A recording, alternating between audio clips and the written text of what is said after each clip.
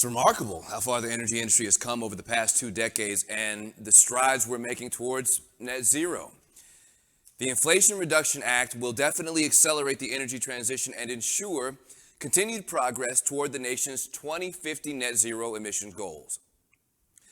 I'd like to introduce our next guest, Dr. Alex Cartwright, President of the University of Central Florida, and Mr. Bill Newsom, President and CEO of Mitsubishi Power Americas.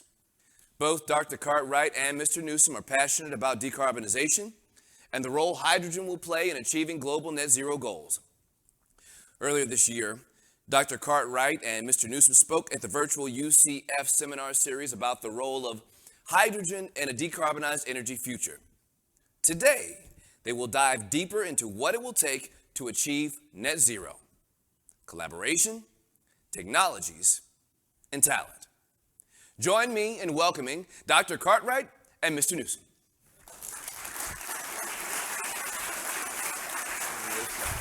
Welcome. We came different directions. Thank you. Thank you. Good to see you. Good to see you. Good to see you, Brian. Yes, sir. So, may I address both of you by your first names? Sure. Will that be all right? Absolutely. No problem. Okay. So, Alex and Bill, this is an exciting time to be in the energy industry. So, the transformation that is underway is massive, complex, and requires everyone across the globe to contribute. 2050 is the goal. Let's start with what brought us together today. Bill? Sure. Thank you, Brandon, and thank you, Alex, for bringing us here today at UCF to talk about collaboration, technology, and talent. I think that's super important. I'm super excited about today, the whole panel and discussions to move this along. You just heard a great presentation from Jennifer Wilcox, and you know, folks, we are at a landmark time in our industry with the Inflation Reduction Act, as you mentioned, Brandon. This is going to have a huge opportunity to move us forward in this energy transition to make sure that we can deliver on, ensure clean, reliable, affordable, and accessible power generation is available to everyone. You know, we've seen some big successes in our industry over time, over the last 2 decades, Alex. As you know, the power generation sector has reduced their carbon footprint by almost 40% since 2001. But the reality is we still have a long way to go to net zero. And today's events and speakers, those of you in the room, folks online, are all committed to helping push this net zero initiative forward. One thing is very clear. We have to have unprecedented collaboration to meet this moonshot goal that you heard Jennifer mention earlier. We're here today to chart a path to get us to net zero, and it will take diverse ideas and innovation and forward-thinking team members to get us there, Alex. Yeah. Well, I certainly agree with Bill on this. You know, other than me trying to make sure that as president, I once in a while get to think about engineering and science, we really we're here to think about what that next generation can look like. I completely agree with Dr. Wilcox in terms of where we're headed, the goals we want for a net zero energy economy, net zero economy, and really about the efforts that are related to carbon management, the advanced technologies that we really need to continue to move forward, sustainable energy resources, of course, including hydrogen, as well as many other related efforts. Over the years, UCF has invested significantly in a number of different energy centers here that are really working on things that are related directly to the Department of Energy's interests.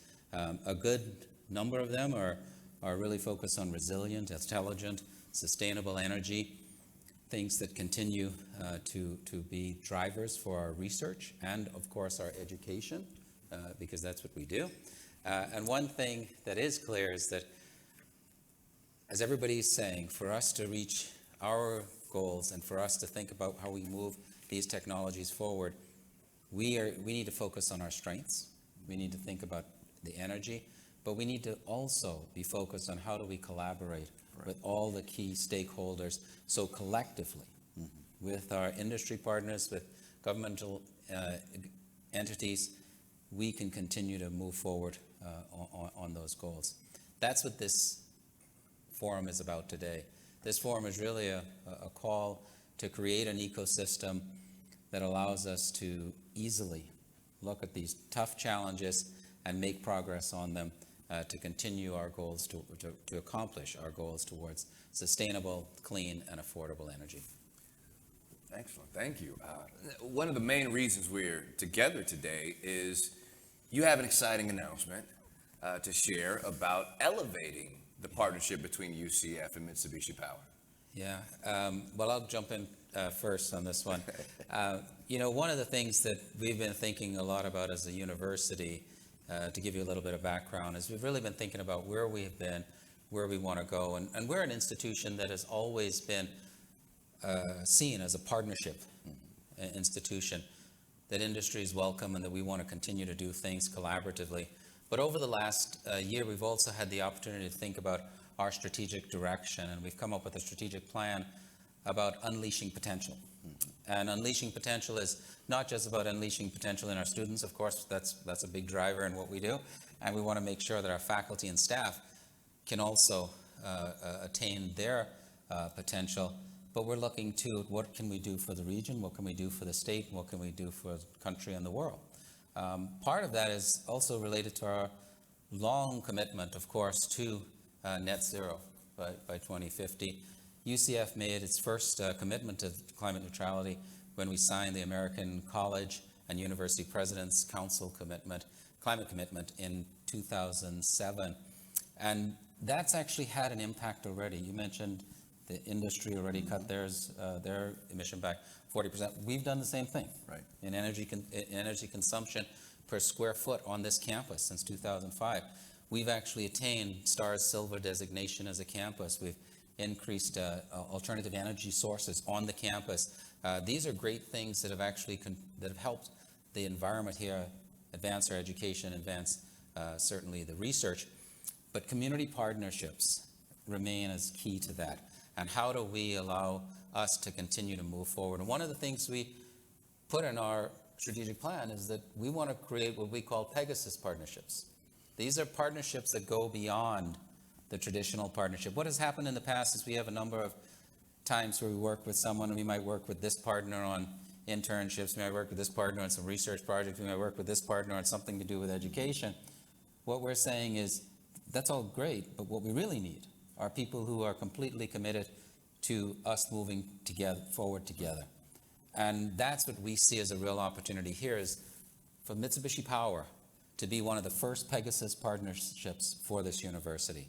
We already have a long history together. We've done some great things together. We have the internships.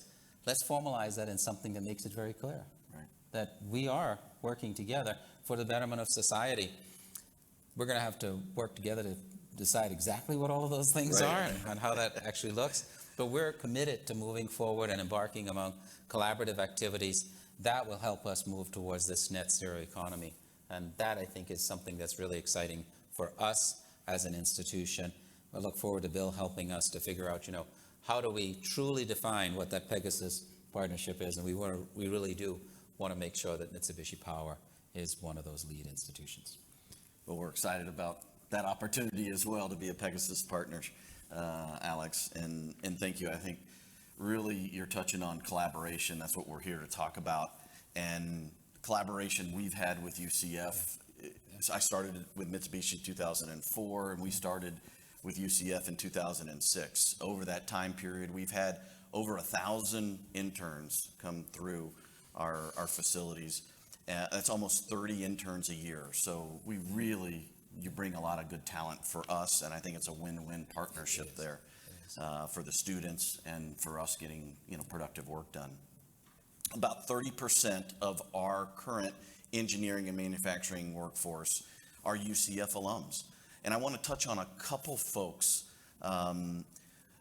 just to highlight two really good graduates from University of Central Florida. Prasant Tripoli He's graduated from UCF, and he started with us about 15 years ago as a long-term service program manager, and he's recently been promoted to a senior vice president running our entire service business. So just an outstanding leader, and you guys developed him, and we've taken him from there and continue to develop him, and he's really stepped up. So another person I wanted to touch on is Catalina Restrepo. She was an intern in 2010 while she was working at UCF to get her master's in science, material science and engineering. She came in and was working on our long-term service programs, and glad to say that she's recently been promoted to director of organizational excellence for our service organization. So just an opportunity for UCF graduates to grow within our organization. And individuals like this really help us bring our mission to life. And I wanted to just tell you what our mission is. Our mission is to provide power generation and energy storage solutions to our customers, empowering them to affordably and reliably combat climate change and advance human prosperity.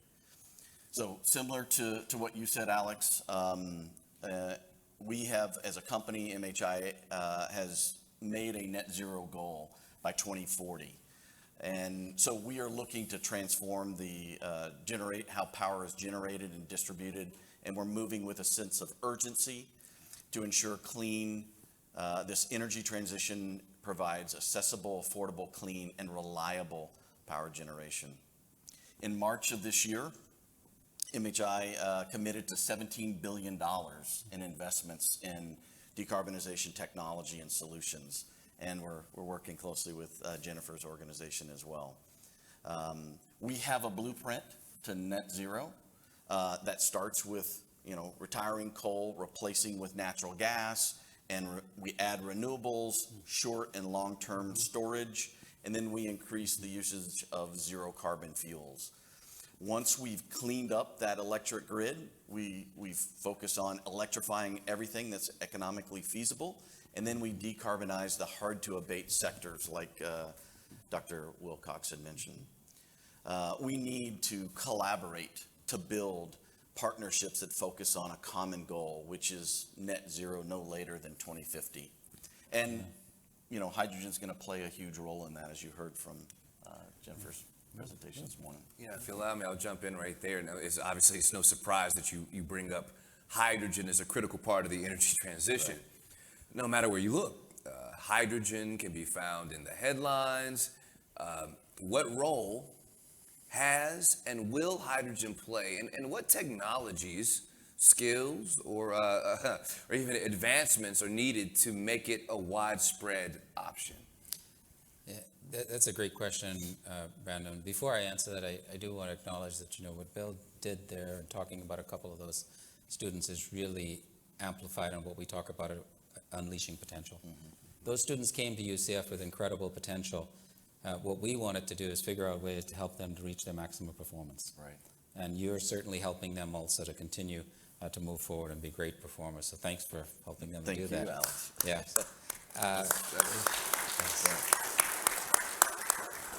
Hydrogen is not new, right? Even though it's got a lot of news now lately, but it's really been used for quite a while. And certainly in this area, hydrogen is something that almost everybody in Central Florida knows about because all they have to do is look at the rockets being launched. Right.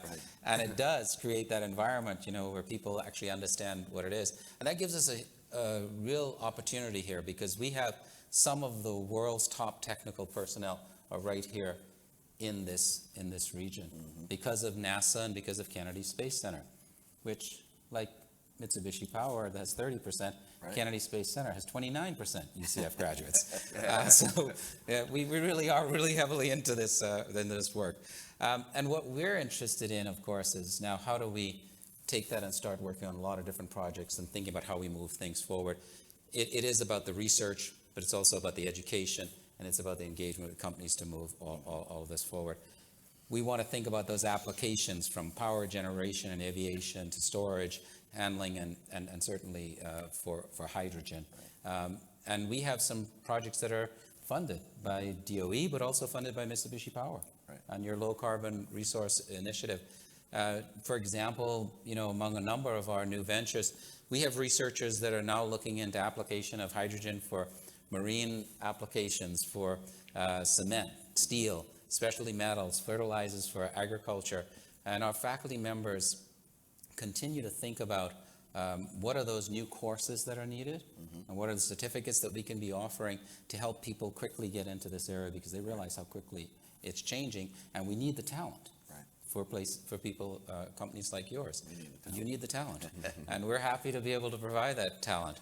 We also have a number of research projects where we're interested in the fundamentals of what's going on, right? And that it really, when we think about hydrogen, we're thinking about the infrastructure that's needed holistically in a very broad context, not more than just power generation, just like you've been saying, right? And for example, in a partnership with a number of different entities, we have a UCF team led by our center called CATER that is embarking on a 5-year, $10 million NASA-funded project on decarbonization of aviation, where what they're doing is looking at ammonia to be used as a hydrogen carrier. And that project is certainly very focused on adding notable research infrastructure. But related to that, there's now a lot of other conversations taking place, right? It's taking place with other partners in the region, NASA and Kennedy Space Center, of course, but Disney, Lockheed, Universal, our Greater Orlando Aviation Authority, right? All of them are interested in what could we be doing in this area. And we want to be then looking at how do we create an Orlando-based mini hydrogen hub that will address the deployment, innovation, and research that really will have a specific focus on tourism because of where we are. As a side note, of course, some of you may not know this, but our College of Hospitality Management, Roseman College of Hospitality Management, is the #1 rated hospitality management program in this country. So we have a unique opportunity where we can bring science to bear on really a problem, a challenge that is really key to this region. And we want to continue to do that. We want to continue to expand those types of relationships. We're looking at efforts with FAMU and FSU on a wide Florida statewide consortium. That is, they're looking at hydrogen for energy, aviation, and transportation. It's a very specific initiative. And we want to look at how that connects in with our assets here in Orlando. Another example is the work that's being done in the Florida Solar Energy Center.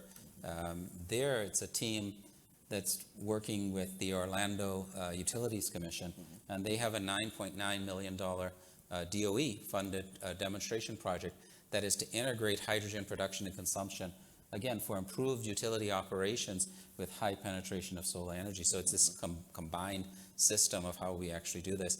And FSEC certainly is performing a lot of the analysis of how that works in the grid for us to do that. We're also building infrastructure that's needed, that we believe that we want to be accessible to all of our partners and industry partners. And we want to do these things. I'm a big believer that as our technological challenges continue to become more complex, and as information and our availability of information becomes more complex, what we need to be thinking about is how can we work together to solve these challenges? How can we build the infrastructure that's needed that we all benefit? Because let's face it, some of these things are expensive to build. It's better if we build it and then all of us can be using it. And so we have a Hyperstar facility, which really is a world-class shock tube for advanced research related to hydrogen and decarbonization. But we also have a virtual augmented reality laboratory that has multi-user cave facilities, and it's an immersive visualization system that has a portable cave system. These are all just infrastructure that helps us to continue to move this forward. And those critical infrastructure, of course, can then help us to continue to move forward on the research that's needed. These energy-focused centers, such as FSEC and CATER, they're very focused on how do we do this collaboratively. So it isn't just about what UCF is doing in this isolated institution, but we talk a lot about our goal is that UCF is seen as a university without borders, right? That it's easy for people to enter in, work with us, collaborate, do the things they want to do, advance what they're interested in, and always thinking about what's the impact we're having on the world. And that, I think, allows us then to move forward, and whether that's building the infrastructure that's needed, doing some research, or, of course, providing the vital education, that's what we're going to continue to do. Right. Well, Alex, I want to commend you and your team at UCF for all that you have done already in hydrogen and the research you've done. It's impressive, and it's absolutely moving things along. Hydrogen is a technology that's been around for a long time. I agree with you, 100 years. And it's important to look at hydrogen maybe from two lenses. One, the first is long duration energy storage, taking curtailed renewables and converting it to long duration storage. And today, green hydrogen is the most economical form of long duration storage. And then the second lens is looking at hydrogen as a fuel. And today, what we really need to do, and you heard a lot from Jennifer, is bringing it to scale with multi-sector coupling and reducing the production cost. So we can increase the demand and make it a cost-effective source for zero carbon fuel. So the Inflation Reduction Act, which included $369 billion in clean energy climate provisions. This includes a standalone storage tax credit, which is a $3 per kilogram production tax credit. This will be a game changer for hydrogen, bringing it to scale. One of the things every day we're talking to utilities, and one of the things that we partner with them to figure out what to do is they have to assess what their current fleet looks like and what is their goal. Most of these utilities in the United States have set a net zero goal by no later than 2050. And then they've got to assess what do I need to build new and what do I need to retrofit. And speaking of new builds and repowering, I want to touch on a project out in Delta, Utah called Intermountain Power Agency's IPP Renewed project. Today, there's two coal plants, the last two coal plants to bring electrons into the state of California through a high voltage DC line, and they're repowering those with combined cycle natural gas to Mitsubishi M501J AC turbines. And those turbines will start from day one at blending 30% green hydrogen and 70% natural gas. And over time, and that COD is 2025, and by no later than 2045, we'll be at 100% green hydrogen. So that's the first project. And in order to get hydrogen to scale, one of the things we've done at Mitsubishi Power has partnered with Magnum Development, and across the street from the IPA facility, we are building, today we've already broken ground on a salt dome. There's salt domes there, and we're building hydrogen production, the world's largest green hydrogen production and storage facility. And we will take water and green electrons, and we will split the water into hydrogen and oxygen. We'll store the hydrogen in these salt domes. These salt domes are 5,000 feet down and are larger than the Empire State Building, can store over 300,000 megawatt hours of energy storage per cavern. Phase one was 2 caverns, and we are planning on 15 caverns overall. So there's enough, in this salt dome, there is enough space to store green hydrogen for the entire western sector of the United States.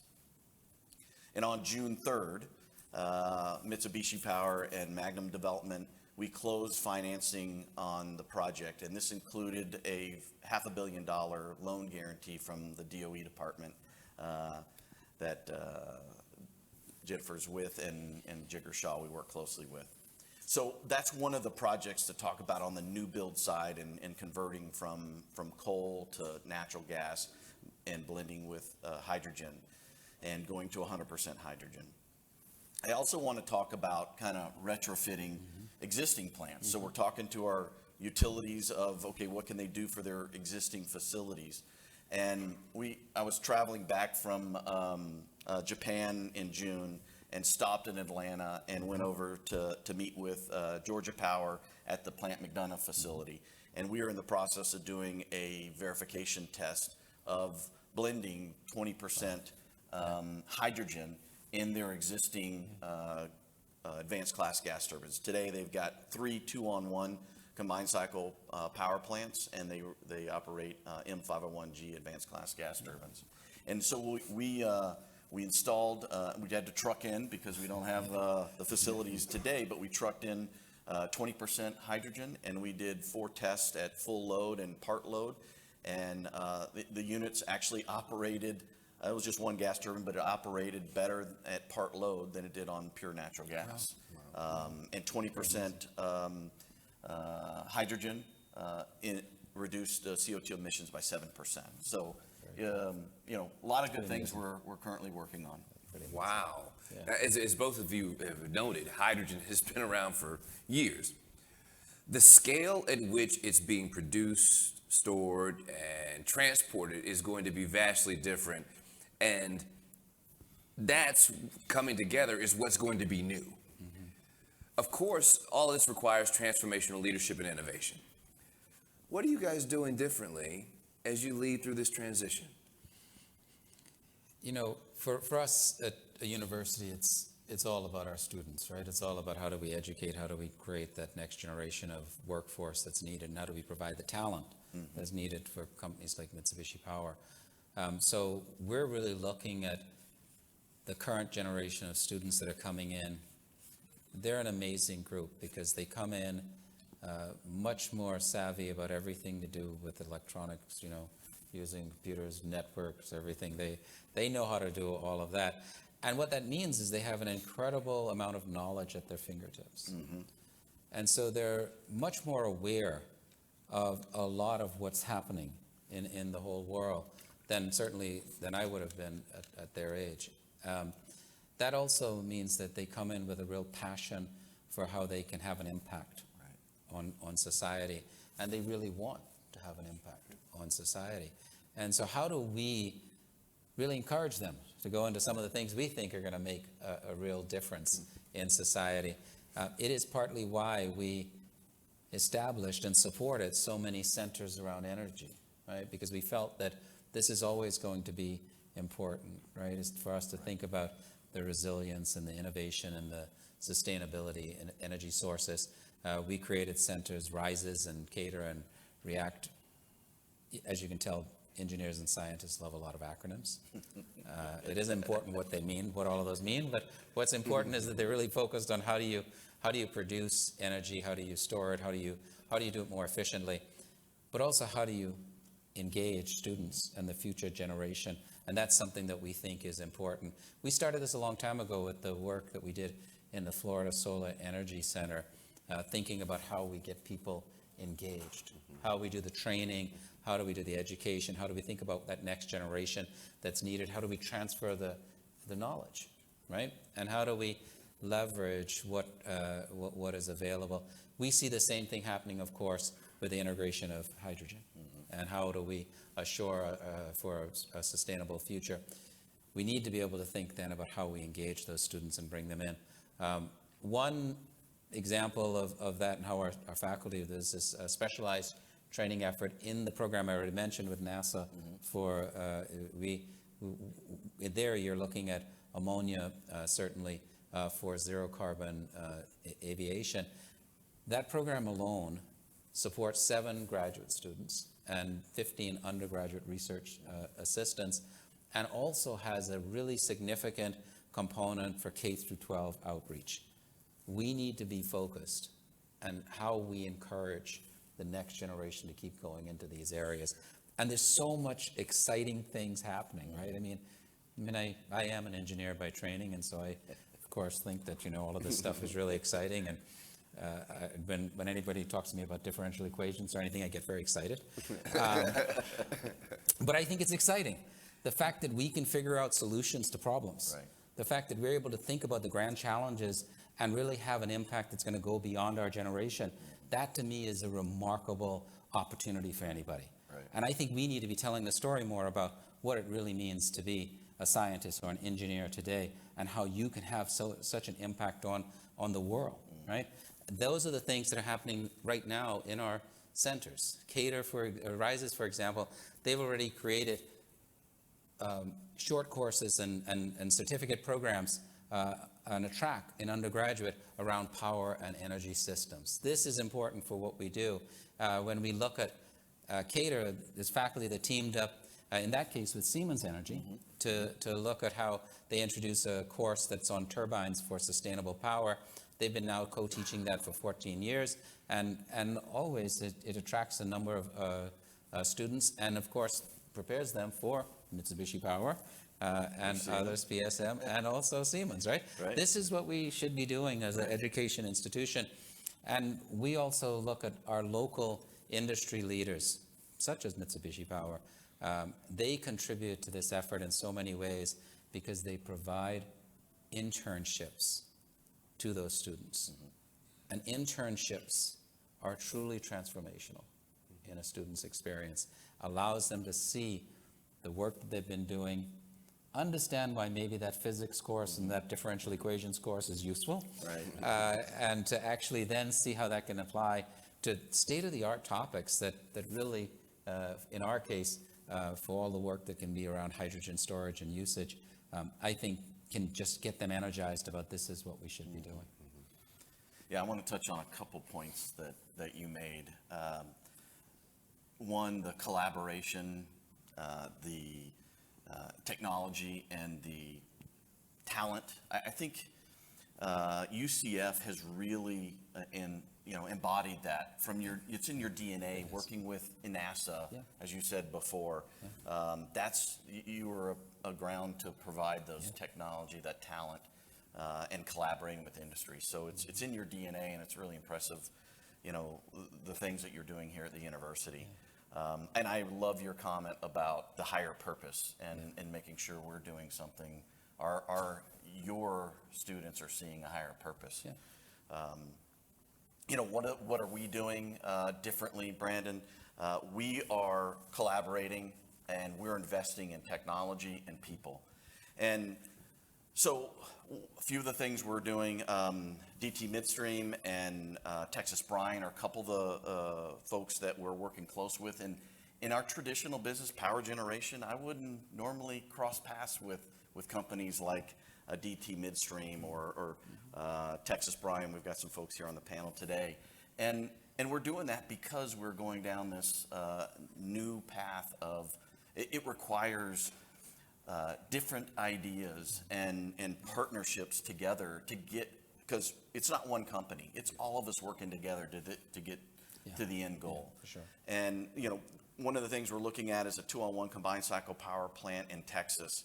And as we look at 20-mile linear to a salt dome for storage of hydrogen, it's about $5 million a mile if we have to build new piping. But one of the things DT Midstream's looking at is, can we sleeve that? Can we coat that? And existing natural gas pipeline infrastructure. If we can do that and reuse some of that, we can definitely save almost 20% of the total cost of the project. So that's really important things we're working at and collaborating with. Texas Brine, as I said before, partnering with them as we look at a different approach, a geological storage, and how can we store hydrogen the most cost-effective approach. We're partnered, we've had announcements about partnerships, joint development agreements with utilities like Entergy, El Paso Electric, and helping them reach their goals of net zero. Collaboration is critical, and not only within the power industry, but thinking about sector coupling, as Jennifer mentioned earlier.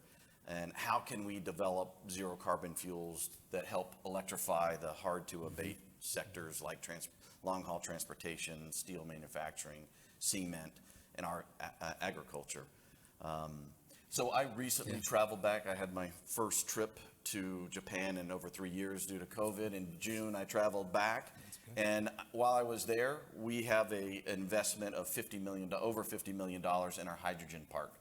In Takasago, we have our engineering, R&D center, manufacturing center. We have a one-on-one combined cycle power plant that sells electricity to the Kansai grid, operates, and we're spending over $50 million to build this hydrogen park. In that hydrogen park, we're going to demonstrate 5 different technologies for hydrogen production. We're going to do above ground storage, and then we'll transport it over to our R&D center. We've already run our JAC combustor at 50% hydrogen, and we've got a H25 gas turbine in our R&D center that we've run 100% on that 30 megawatt gas turbine with multi-cluster combustors. So we also will be able to pipe that over into our one-on-one combined cycle power plant. So what we're doing is collaborating, working with different industry partners and universities, and we're investing in technologies to get to net zero.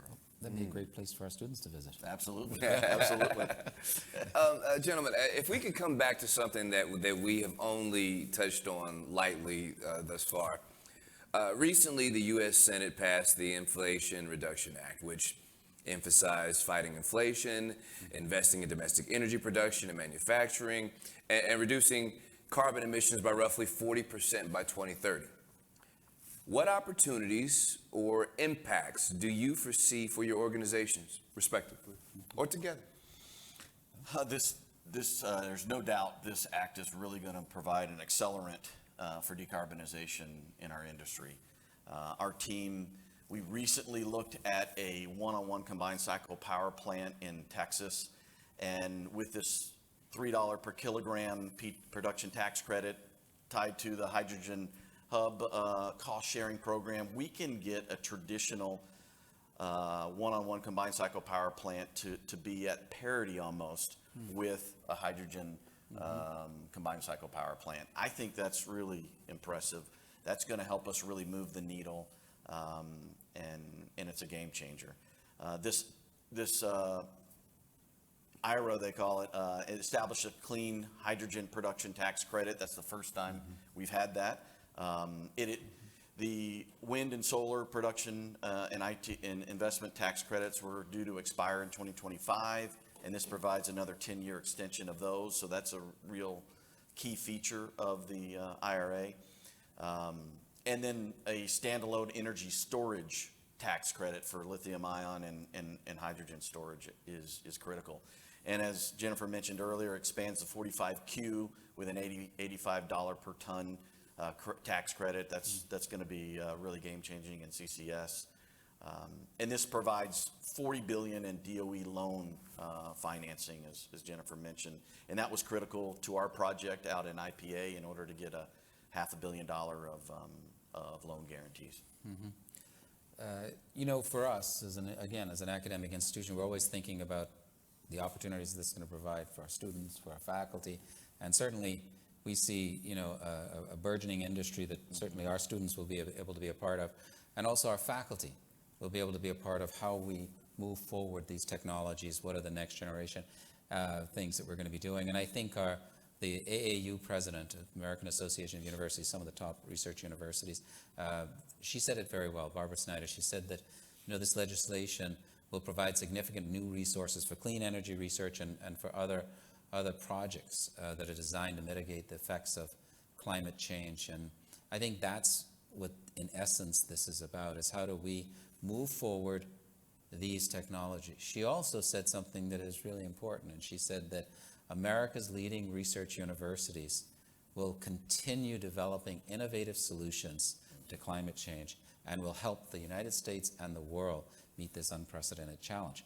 That's what we see that we do here at a university, is that we're looking at how do we meet the challenges, how do we continue to provide the talent that's needed, work on the research, and continue to certainly contribute to what the world needs.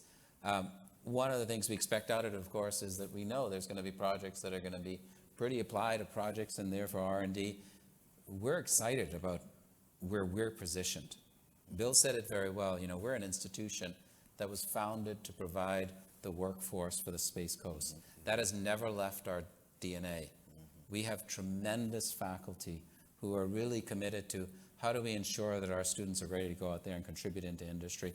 And they do a great job of that. And what I think it gives us an opportunity to do is leverage that commitment, our history of partnerships, and now let's try to think about how we do things at a much bigger scale, because there's an opportunity here where we can be looking at a large-scale effort that involves this university. Right.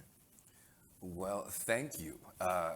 We're almost out of time, but before we close out this session, I would like to ask each of you, what piece of advice would you give our audience here and at home about the energy transition?